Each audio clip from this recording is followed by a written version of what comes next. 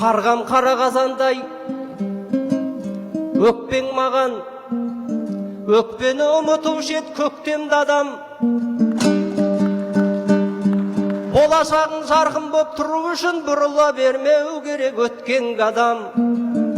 Қымызды кім ішпейді айналайын, қызға кім сөз салмайды кектен боған. Ажырасу дейтұғын осы күні айға алмай келеді дерттен қоғам. Некелесіп үй болған жақсы, бірақ қателесіп он ойран еткен жаман. Тірі жетім атанып ұл мен қызың көлдей қып көздің жасын төккен жаман. Бір көруге зар болып немересін атанаң уайым қайғы шеккен жаман.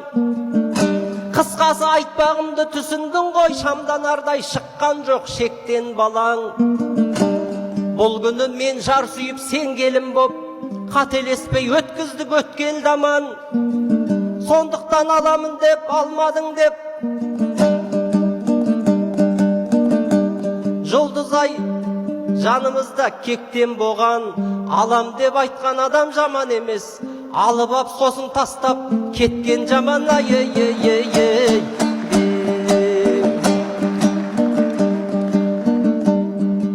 Үйретер оң солыңды тану дүйің, ер әйел бір-біріне жабу киім.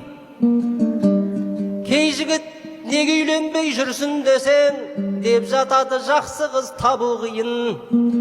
Мүмінерге жолығар мүмін әйел, Құран сөзін қылалса қабылмайың.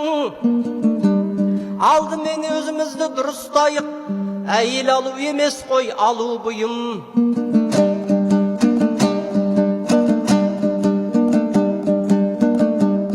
Отбасып қалған кейбір жастар үшін балалардың тағдыры дауыл құйын.